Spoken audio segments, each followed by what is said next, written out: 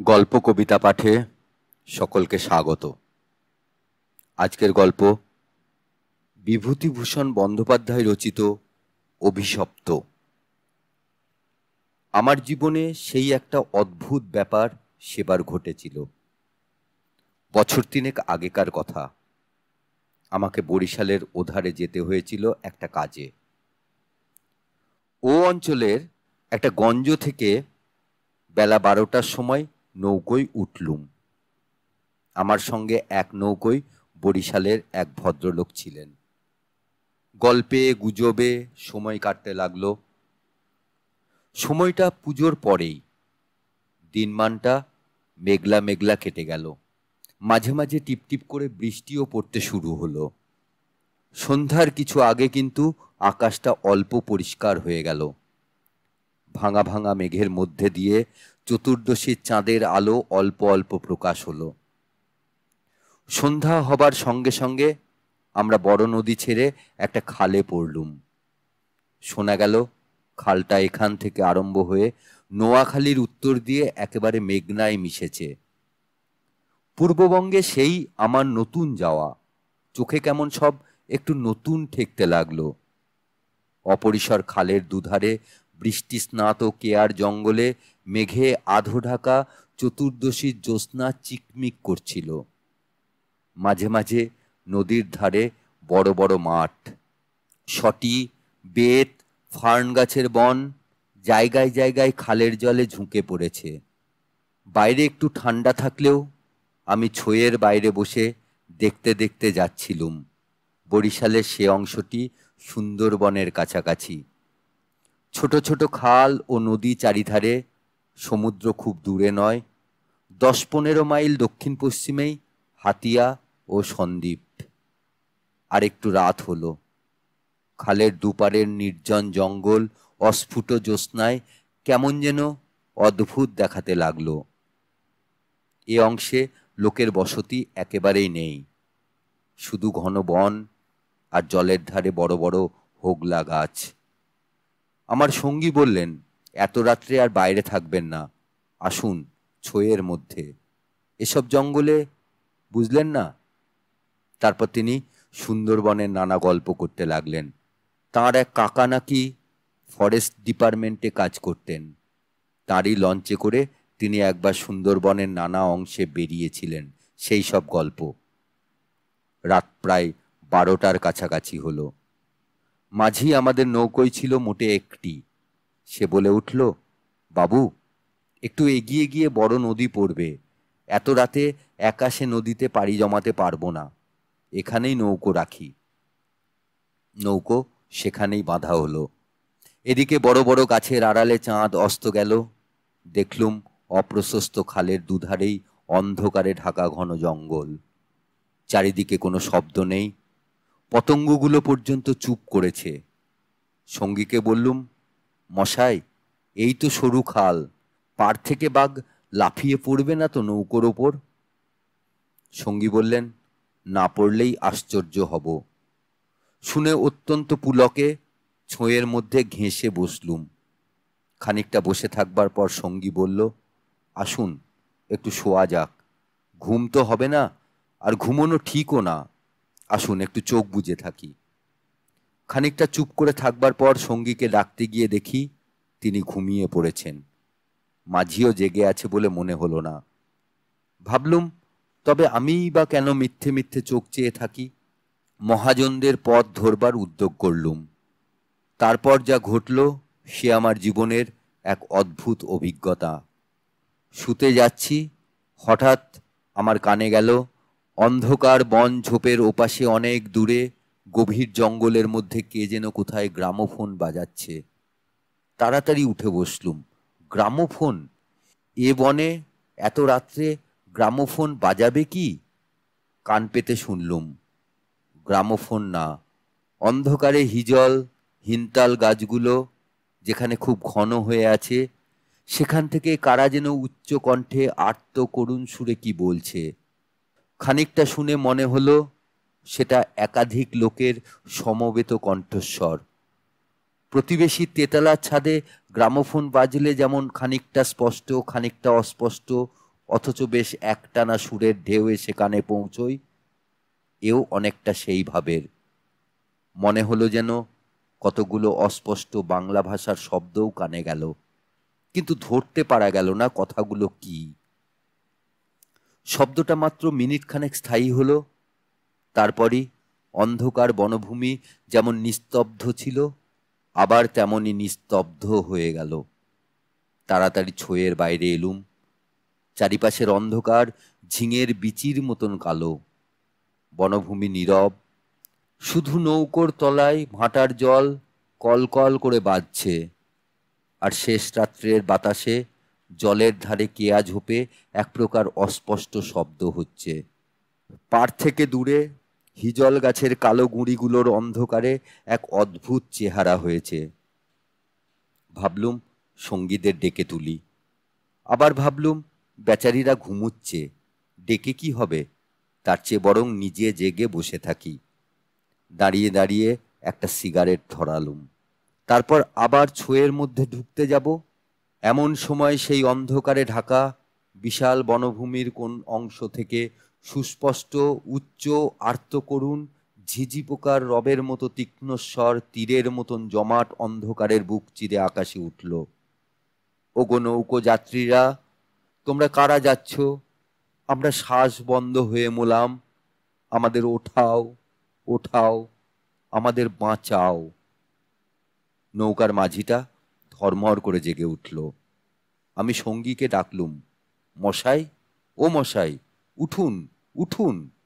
মাঝি আমার কাছে ঘেঁষে এলো, ভয়ে তার গলার স্বর কাঁপছিল। বলল, আল্লাহ, আল্লাহ, শুনতে পেয়েছেন বাবু?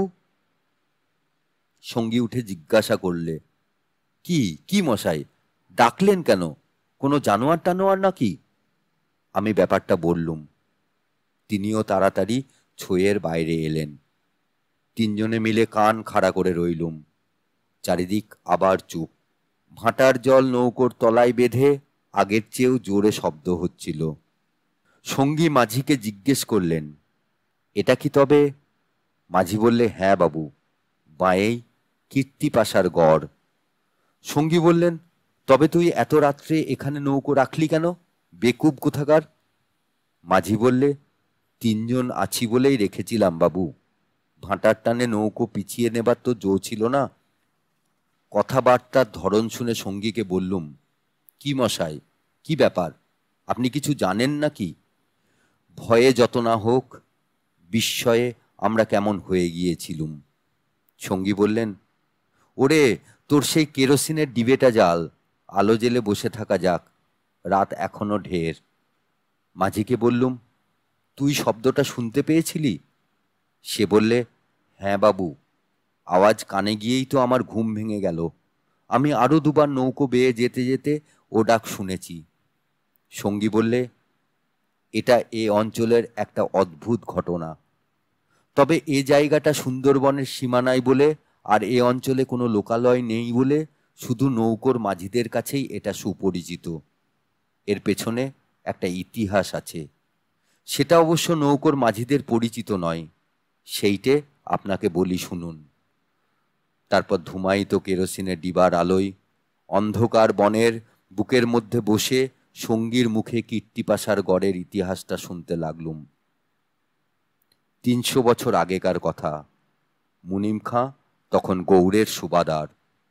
এ অঞ্চলে তখন ১২ ভূঁইয়ার ২ প্রতাপশালী ভূঁইয়া রাজা রামচন্দ্র রায় ও ঈশা খাঁ মসনদী আলীর খুব প্রতাপ।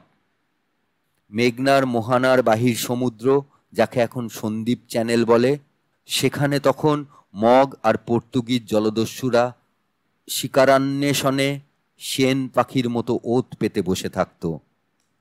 সে সময় এখানে এরকম জঙ্গল ছিল না।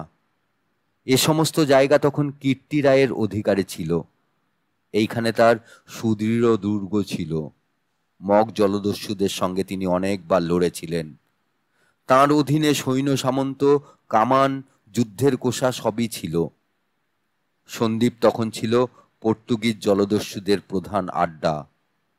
এদের আক্রমণ থেকে আত্মরক্ষা করবার জন্যে এ অঞ্চলের সকল জমিদারকেই সৈন্যবল দৃঢ় করে গড়তে হতো।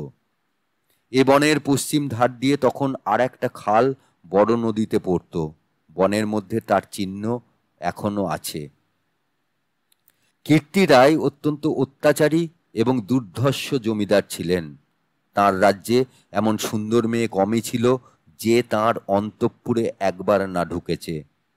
তাছাড়া তিনি নিজেও এক প্রকার জলদস্যু ছিলেন।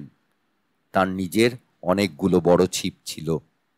আশেপাশে জমিদারি, এমনকি নিজের জমিদারির মধ্যেও সম্পত্তিশালী গৃহস্থের ধন রত্ন, স্ত্রী কন্যা লুটপাট করা রূপ মহৎ কার্যে সেগুলি ব্যবহৃত হতো। কীর্তি রায়ের পাশের জমিদারি ছিল কীর্তি রায়ের এক বন্ধুর। এঁরা ছিলেন চন্দ্রদ্বীপের রাজা রামচন্দ্র রায়দের পত্তনিদার। অবশ্য সে সময় অনেক পত্তনিদারের ক্ষমতা এখনকার স্বাধীন রাজাদের চেয়ে বেশি ছিল। কীর্তি রায়ের বন্ধু মারা গেলে তাঁর তরুণ বয়স্ক পুত্র নরনারায়ণ রায় পিতার জমিদারির ভার পান। নরনারায়ণ তখন সবে যৌবনে পদার্পণ করেছেন, অত্যন্ত সুপুরুষ, বীর ও শক্তিমান। নরনারায়ণ কীর্তি রায়ের পুত্র চঞ্চল রায়ের সমবয়সী ও বন্ধু। সেবার কীর্তি রায়ের নিমন্ত্রণে নরনারায়ণ রায় তাঁর রাজ্যে দিন কতকের জন্যে বেড়াতে এলেন। চঞ্চল রায়ের তরুণী পত্নী লক্ষ্মী দেবী স্বামীর বন্ধু নরনারায়ণকে দেবরের মতন স্নেহের চক্ষে দেখতে লাগলেন। দুই একদিনের মধ্যেই কিন্তু সে স্নেহের চোটে নরনারায়ণকে বিব্রত হয়ে উঠতে হলো। নরনারায়ণ রায় তরুণ বয়স্ক হলেও একটু গম্ভীর প্রকৃতি।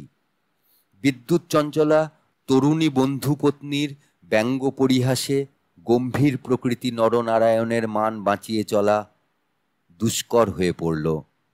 স্নান করে উঠেছেন, মাথার তাজ খুঁজে পাওয়া যায় না। নানা জায়গায় খুঁজে হয়রান হয়ে তার আশা ছেড়ে দিয়ে বসে আছেন। হঠাৎ কখন নিজের বালিশ তুলতে গিয়ে দেখেন তার নিচেই তাজ চাপা আছে, যদিও এর আগেও তিনি বালিশের নিচে খুঁজেছেন। তার প্রিয় তরবারিখানা দুপুর থেকে বিকেলের মধ্যে 5 বার হারিয়ে গেল। আবার 5 বারই সম্পূর্ণ অপ্রত্যাশিত স্থান থেকে খুঁজে পাওয়া গেল। তাম্বুলে এমন সব দ্রব্যের সমাবেশ হতে লাগলো যা কোনো কালেই তাম্বুলের উপকরণ নয়। তরল মস্তিষ্ক বন্ধু পত্নীকে কিছুতেই এঁটে উঠতে না পেরে অত্যাচার জর্জরিত নরনারায়ণ রায় ঠিক করলেন তার বন্ধুর স্ত্রীটি একটু ছিটগ্রস্ত। বন্ধুর দুর্দশায় চঞ্চল রায় মনে মনে খুব খুশি হলেও বাইরে স্ত্রীকে বললেন, 2 দিনের জন্য এসেছে বেচারি, ওকে তুমি যেরকম বিব্রত করে তুলেছ ও আর কখনো এখানে আসবে না। দিন কয়েক এরকম কাটবার পর কীর্তি রায়ের আদেশে চঞ্চল রায়কে কি কাজে হঠাৎ গৌড়ে যাত্রা করতে হলো। নরনারায়ণ রায়ও বন্ধুপত্নী কখন কি করে বসে সেই ভয়ে দিন কতক সশঙ্ক অবস্থায় কালযাপন করবার পর নিজের বজরায় উঠে হাঁপ ছেড়ে বাঁচলেন। যাবার সময় লক্ষ্মীদেবী বলে দিলেন, এবার আবার যখন আসবে ভাই, এমন একটা বিশ্বাসী লোক সঙ্গে এনো যে রাত দিন তোমার জিনিসপত্র ঘরে বসে চৌকি দেবে, বুঝলে তো? নরনারায়ণ রায়ের বজরা রায়মঙ্গলের মোহানা ছাড়িয়ে যাবার একটু পরেই জলদস্যুদের দ্বারা আক্রান্ত হল। তখন মধ্যাহ্নকাল। প্রখর রৌদ্রে বজরার দক্ষিণ দিকের দিগ্বলয় প্রসারী জলরাশি সানানো তলোয়ারের মতো ঝকঝক করছিল। সমুদ্রের সে অংশে এমন কোনো নৌকো ছিল না যারা সাহায্য করতে আসতে পারে। সেটা রায়মঙ্গল ও কালাবদর নদীর মুখ। সামনেই বার সমুদ্র, সন্দ্বীপ চ্যানেল জলদস্যুদের প্রধান ঘাঁটি। নরনারায়ণের বজরার রক্ষীরা কেউ হত হলো, কেউ সাংঘাতিক জখম হলো। নিজে নরনারায়ণ দস্যুদের আক্রমণ প্রতিহত করতে গিয়ে উরুদেশে কিসের খোঁচা খেয়ে সংজ্ঞাশূন্য হয়ে পড়লেন। জ্ঞান হলে দেখতে পেলেন তিনি এক অন্ধকার স্থানে শুয়ে আছেন। তার সামনে কি যেন একটা বড় নক্ষত্রের মতো জ্বলছে। খানিকক্ষণ জোরে চোখের পলক ফেলবার পর তিনি বুঝলেন যাকে নক্ষত্র বলে মনে হয়েছিল তা প্রকৃতপক্ষে একটি অতি ক্ষুদ্র গবাক্ষ পথে আগত দিবালোক।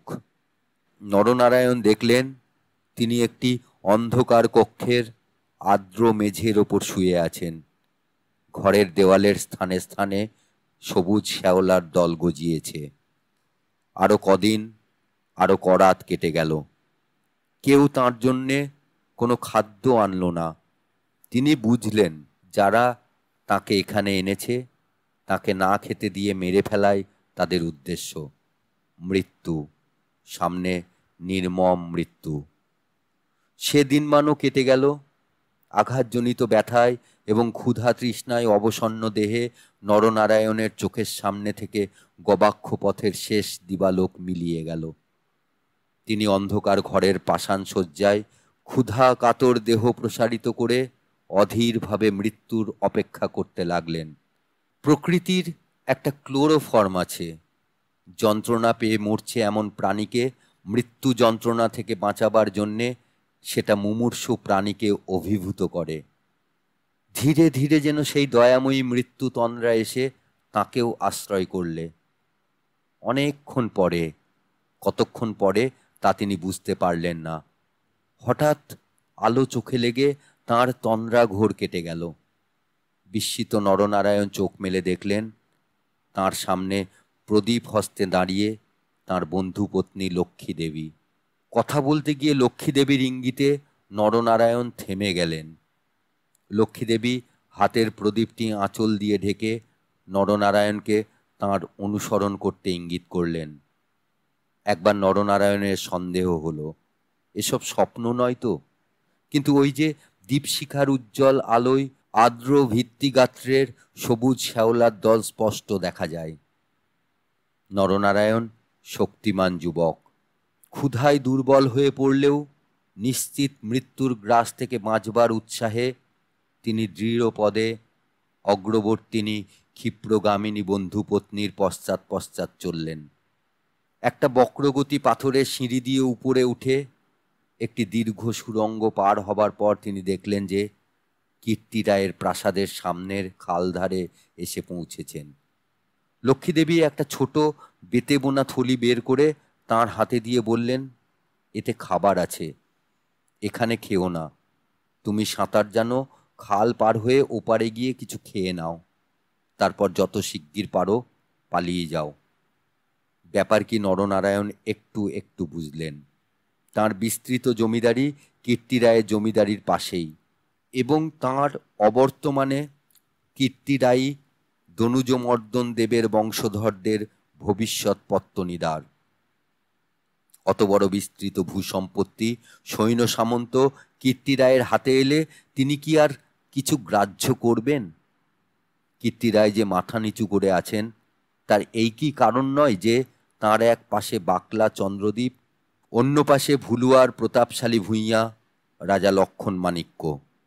প্রদীপের আলোয় নরনারায়ণ দেখলেন তাঁর বন্ধু পত্নীর মুখে সে চটুল হাস্যরেখার চিহ্নও নেই। তাঁর মুখখানি সহানুভূতিতে ভরা মাতৃমুখের মতন স্নেহ কোমল হয়ে এসেছে। তাঁদের চারিপাশে গাঢ় অন্ধকার, মাথার ওপর আকাশের বুক চিরে দিগন্ত বিস্তৃত উজ্জ্বল ছায়াপথ। নিকটেই খালের জল জোর ভাটার টানে তীরের হোগলা গাছ দুলিয়ে কলকল শব্দে বড় নদীর দিকে ছুটেছে। নরনারায়ণ আবেগপূর্ণ সুরে জিজ্ঞাসা করলেন, বউ ঠাকরুন, চঞ্চল কি এর মধ্যে আছে? লক্ষ্মীদেবী বললেন, না ভাই, তিনি কিছু জানেন না, এসব শ্বশুর ঠাকুরের কীর্তি, এই জন্যেই তাকে অন্য জায়গায় পাঠিয়েছেন এখন আমার মনে হচ্ছে। গৌর টৌর সব মিথ্যে। নরনারায়ণ দেখলেন লজ্জায় দুঃখে তাঁর বন্ধু পত্নীর মুখ বিবর্ণ হয়ে উঠেছে। লক্ষ্মীদেবী আবার বললেন, আমি আজ জানতে পারি। খিড়কিগড়ের পাইক সর্দার আমায় মা বলে, তাকে দিয়ে দুপুর রাতের সব পাহারা সরিয়ে রেখে দিয়েছিলাম, তাই। নরনারায়ণ বললেন, বউ ঠাকরুন, আমার এক বোন ছেলেবেলায় মারা গিয়েছিল, তুমি আমার সেই বোন, আজ আবার ফিরে এলে। লক্ষ্মীদেবীর পদ্মের মতন মুখখানি চোখের জলে ভেসে গেল। একটু ইতস্তত করে বললেন, ভাই, বলতে সাহস পাইনে, তবুও একটা কথা বলছি, বোন বলে যদি রাখো। নরনারায়ণ জিজ্ঞাসা করলেন, কি কথা বউ ঠাকরুন? লক্ষ্মীদেবী বললেন, তুমি আমার কাছে বলে যাও ভাই যে শ্বশুর ঠাকুরের কোনো অনিষ্ট চিন্তা তুমি করবে না। নরনারায়ণ রায় একটুখানি কি ভাবলেন, তারপর বললেন, তুমি আমার প্রাণ দিলে বউ ঠাকরুন, তোমার কাছে বলে যাচ্ছি, তুমি বেঁচে থাকতে আমি তোমার শ্বশুরের কোনো অনিষ্ট চিন্তা করব না। বিদায় নিতে গিয়ে নরনারায়ণ একবার জিজ্ঞাসা করলেন, বউ ঠাকরুন, তুমি ফিরে যেতে পারবে তো? লক্ষ্মীদেবী বললেন, আমি ঠিক যাব, তুমি কিন্তু যতদূর পারো সাঁতরে গিয়ে তারপর ডাঙায় উঠে চলে যেও। নরনারায়ণ রায় সেই ঘন কৃষ্ণ অন্ধকারের মধ্যে নিঃশব্দে খালের জলে পড়ে মিলিয়ে গেলেন। লক্ষ্মীদেবীর প্রদীপটা অনেকক্ষণ বাতাসে নিভে গিয়েছিল। তিনি অন্ধকারের মধ্যে দিয়ে শ্বশুরের গড়ের দিকে ফিরলেন। একটু দূরে গিয়েই তিনি দেখতে পেলেন পাশের ছোট খালটায় দুখানা ছিপ মশালের আলোয় সজ্জিত হচ্ছে। ভয়ে তাঁর বুকের রক্ত জমে গেল। সর্বনাশ, এরা কি তবে জানতে পেরেছে? দ্রুতপদে অগ্রসর হয়ে গুপ্ত সুড়ঙ্গের মুখে এসে তিনি দেখলেন সুড়ঙ্গের পথ খোলাই আছে। তিনি তাড়াতাড়ি সুড়ঙ্গের মধ্যে ঢুকে পড়লেন। কীর্তি রায় বুঝতেন, নিজের হাতের আঙুলও যদি বিষাক্ত হয়ে ওঠে তো তাকে কেটে ফেলাই সমস্ত শরীরের পক্ষে মঙ্গল। পরদিন আবার দিনের আলো ফুটে উঠল, কিন্তু লক্ষ্মী দেবীকে আর কোনোদিন কেউ দেখেনি। রাতের হিংস্র অন্ধকার তাকে গ্রাস করে ফেলেছিল। নরনারায়ণ রায় নিজের রাজধানীতে বসে সব শুনলেন। গুপ্ত সুড়ঙ্গের দুধারের মুখ বন্ধ করে কীর্তি রায় তাঁর পুত্রবধূর শ্বাসরোধ করে তাকে হত্যা করেছেন শুনে তিনি চুপ করে রইলেন। এর কিছুদিন পরে তাঁর কানে গেল বাসুন্ডার লক্ষণ রায়ের মেয়ের সঙ্গে শীঘ্র চঞ্চলের বিয়ে। সেদিন রাত্রে চাঁদ উঠলে নিজের প্রাসাদ শিখরে বেড়াতে বেড়াতে চারিদিকের শুভ্র সুন্দর আলোয় সাগরের দিকে দৃষ্টিপাত করে দৃঢ়চিত্ত নরনারায়ণ রায়েরও চোখের পাতা যেন ভিজে উঠল। তাঁর মনে হলো তাঁর অভাগিনী বউ ঠাকুরানীর হৃদয় নিঃসারিত নিষ্পাপ অকলঙ্ক পবিত্র স্নেহের ঢেউয়ে সারা জগৎ ভেসে যাচ্ছে। মনে হলো তাঁরই অন্তরের শ্যামলতায় জ্যোৎস্না ধৌত বনভূমির অঙ্গে অঙ্গে শ্যামল সুন্দর শ্রী নীরব আকাশের তলে তাঁরই চোখের দুষ্টু হাসিটি তারায় তারায় নবমল্লিকার মতন ফুটে উঠেছে। নরনারায়ণ রায়ের পূর্বপুরুষেরা ছিলেন দুর্ধর্ষ ভূমধ্যিকারী দস্যু। হঠাৎ পূর্বপুরুষের সেই বর্বর রক্ত নরনারায়ণের ধমনীতে নেচে উঠল। তিনি মনে মনে বললেন, আমার অপমান আমি একরকম ভুলেছিলাম বউ ঠাকরুন, কিন্তু তোমার অপমান আমি সহ্য করব না কখনো। কিছুদিন কেটে গেল। তারপর একদিন এক শীতের ভোররাত্রির কুয়াশা কেটে যাওয়ার সঙ্গে সঙ্গে দেখা গেল কীর্তি রায়ের গড়ের খালের মুখ ছিপে সুলুপে জাহাজে ভরে গিয়েছে। তোপের আওয়াজে কীর্তি রায়ের প্রাসাদ দুর্গের ভিত্তি ঘন ঘন কেঁপে উঠতে লাগল। কীর্তি রায় শুনলেন আক্রমণকারী নরনারায়ণ রায় সঙ্গে দুরন্ত পর্তুগিজ জলদস্যু সিবাটিও গঞ্জালেস। উভয়ের সম্মিলিত বহরের 40খানা কোষা খালের মুখে চড়াও হয়েছে। পুরা বহরের বাকি অংশ বাহির নদীতে দাঁড়িয়ে। এ আক্রমণের জন্য কীর্তি রায় পূর্ব থেকে প্রস্তুত ছিলেন। কেবল প্রস্তুত ছিলেন না নরনারায়ণ রায়ের সঙ্গে গঞ্জালেসের যোগদানের জন্য। রাজা রামচন্দ্র রায় এবং রাজা লক্ষণ মাণিক্যের সঙ্গে গঞ্জালেসের কয়েক বৎসর ধরে শত্রুতা চলে আসছে। এ অবস্থায় গঞ্জালেস যে তাঁদের পত্তনিদার নরনারায়ণ রায়ের সঙ্গে যোগ দেবে, এ কীর্তি রায়ের কাছে সম্পূর্ণ অপ্রত্যাশিত ঘটনা। তাহলেও কীর্তি রায়ের গড় থেকেও তোপ চলল। গঞ্জালেস সুদক্ষ নৌবীর। তাঁর পরিচালনে 10খানা সুলুপ চড়া ঘুরে গড়ের পাশের ছোট খালে ঢুকতে গিয়ে কীর্তি রায়ের নওয়ারার এক অংশ দ্বারা বাধাপ্রাপ্ত হল। গড়ের কামান সেদিকে এত প্রখর যে খালের মুখে দাঁড়িয়ে থাকলে বহর মারা পড়ে। গঞ্জালেস দুখানা কামানবাহী সুলুপ ছোট খালের মুখে রেখে বাকিগুলো সেখান থেকে ঘুরিয়ে এনে চড়ার পিছনে দাঁড় করালে। গঞ্জালেসের অধীনস্থ অন্যতম জলদস্যু মাইকেল রোজারিও ডি ভেগা এই ছোট বহর খালের মধ্যে ঢুকিয়ে গড়ের পশ্চিম দিকে আক্রমণ করবার জন্য আদিষ্ট হল। অতর্কিত আক্রমণে কীর্তিরায়ের নাওয়ারা শত্রুবহর কর্তৃক ছিপি আঁটা বোতলের মতন খালের মধ্যে আটকে গেল। বার নদীতে গিয়ে যুদ্ধ দেবার ক্ষমতা তাদের আদৌ রইল না। তবুও তাদের বিক্রমে রোজারিও অনেকক্ষণ পর্যন্ত কিছু করে উঠতে পারলে না। কীর্তিরায়ের নৌবহর দুর্বল ছিল না। কীর্তিরায়ের গড় থেকে পর্তুগিজ জলদস্যুদের আড্ডা সন্দ্বীপ খুব দূরে নয়। কাজেই কীর্তিরায়ের নৌবহর সুদৃঢ় করে গড়তে হয়েছিল। বৈকালের দিকে রোজারিওর কামানের মুখে গড়ের পশ্চিম দিকটা একেবারে হুমড়ি খেয়ে পড়ে গেল। নরনারায়ণ রায় দেখলেন প্রায় 30খানা কোষা জখম অবস্থায় খালের মুখে পড়ে। কীর্তিরায়ের গড়ের কামানগুলো সব চুপ। নদীর দুপার ঘিরে সন্ধ্যা নেমে আসছে। ঊর্ধ্বে নিস্তব্ধ নীল আকাশে কেবলমাত্র এক ঝাঁক শকুনি কীর্তিরায়ের গড়ের উপর চক্রাকারে ঘুরছে।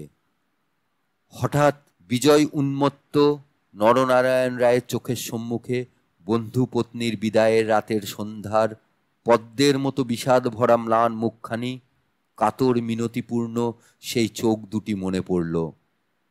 তীব্র অনুশোচনায় তাঁর মন তখনই ভরে উঠল। তিনি করেছেন কি?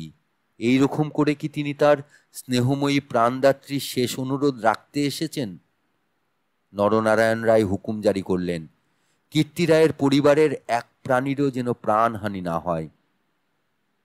একটু পরেই সংবাদ এলো, গড়ের মধ্যে কেউ নেই। নরনারায়ণ রায় বিস্মিত হলেন। তিনি তখনই নিজে গড়ের মধ্যে ঢুকলেন। তিনি এবং গঞ্জালেস গড়ের সমস্ত অংশ তন্ন তন্ন করে খুঁজলেন। দেখলেন সত্যিই কেউ নেই।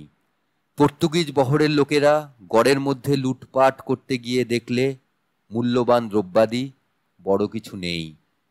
পরদিন দ্বীপ প্রহর পর্যন্ত লুটপাট চলল। কীর্তিরায়ের পরিবারের এক প্রাণীরও সন্ধান পাওয়া গেল না। অপরাহ্নে কেবলমাত্র 2খানা সুলুপ খালের মুখে পাহারা রেখে নরনারায়ণ রায় ফিরে চলে গেলেন। এই ঘটনার দিন কয়েক পরে পর্তুগিজ জলদস্যুর দল লুটপাট করে চলে গেলে কীর্তিরায়ের এক কর্মচারী গড়ের মধ্যে প্রবেশ করে। আক্রমণের দিন সকালেই এ লোকটি গড় থেকে আরও অনেকের সঙ্গে পালিয়েছিল। ঘুরতে ঘুরতে একটা বড় থামের আড়ালে সে দেখতে পেলে একজন আহত মুমূর্ষু লোক তাকে ডেকে কি বলবার চেষ্টা করছে। কাছে গিয়ে সে লোকটাকে চিনলে। লোকটি কীর্তিরায়ের পরিবারের এক বিশ্বস্ত পুরনো কর্মচারী। তার মৃত্যুকালীন অস্পষ্ট বাক্যে আগন্তুক কর্মচারীটি মোটামুটি যা বুঝলে তাতেই তার কপাল ঘেমে উঠল। সে বুঝলে কীর্তিরায় তাঁর পরিবারবর্গ এবং ধনরত্ন নিয়ে মাটির নিচের এক গুপ্ত স্থানে আশ্রয় নিয়েছেন এবং এই লোকটি একমাত্র তার সন্ধান জানে।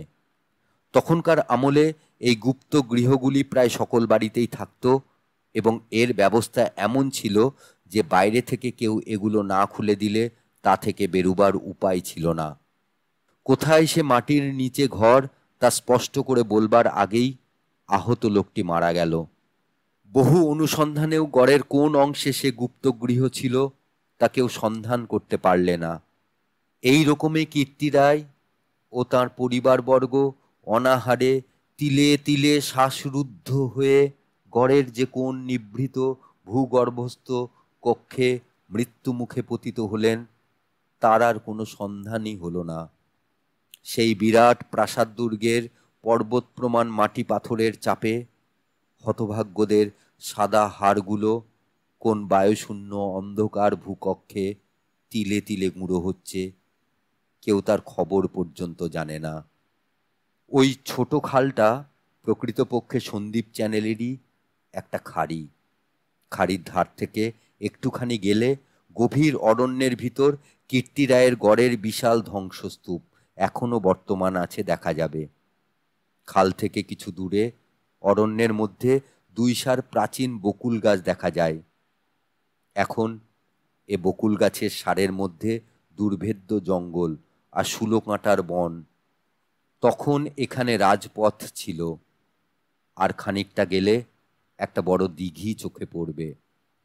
তারই দক্ষিণে কুচো ইটের জঙ্গলাবৃত স্তূপে অর্ধপ্রথিত হাঙরমুখো পাথরের কড়ি, ভাঙা থামের অংশ, বারো ভূঁইয়াদের বাংলা থেকে, রাজা প্রতাপাদিত্য রায়ের বাংলা থেকে বর্তমান যুগের আলোয় উঁকি মারছে।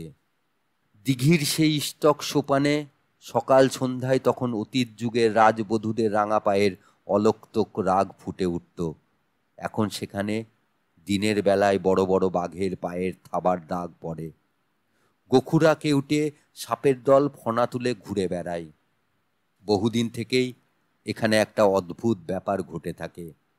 দুপুর রাতে গভীর বনভূমি যখন নীরব হয়ে যায়, হিনতাল হিজল গাছের কালো গুঁড়িগুলো অন্ধকারে যখন বনের মধ্যে প্রেতের মতো দাঁড়িয়ে থাকে, সন্দীপ চ্যানেলের জোয়ারের ঢেউয়ের আলোকোৎক্ষেপী লোনা জল খাড়ির মুখে জোনাকির মতন জ্বলতে থাকে, তখন খাল দিয়ে নৌকো বেয়ে যেতে যেতে মোম মধু সংগ্রাহকেরা কতবার শুনেছে অন্ধকার বনের এক গভীর অংশ থেকে কারা যেন আর্তস্বরে চিৎকার করছে, ওগো পথযাত্রীরা, ওগো নৌকো যাত্রীরা, আমরা যে এখানে শ্বাসরুদ্ধ হয়ে মারা গেলাম, দয়া করে আমাদের তোলো, ওগো আমাদের তোলো। ভয়ে বেশি রাত্রে এ পথে কেউ নৌকো বাইতে চায় না।